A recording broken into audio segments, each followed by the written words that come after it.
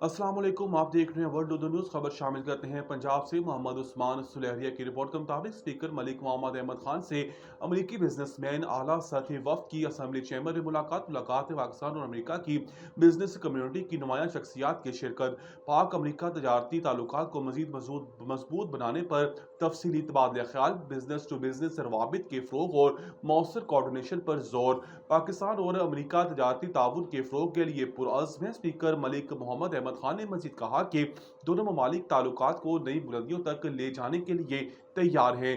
पाकिस्तान और अमरीका की business community के मसाइल का फौरी हल ज़रूरी है। पाक अमरीका ताल्लुकात बाहमी एतमाद और स्ट्रेटजिक शराकतदारी पर मबनी है। पाकिस्तानी निजात अमरीकी कम्युनिटी दोनों ममालिक के दरमियान पुल का किरदार अदा कर रही है। मुलाकात में Mohsin Ranjha, David Scott, Dana Light और विलियम पॉल मौजूद।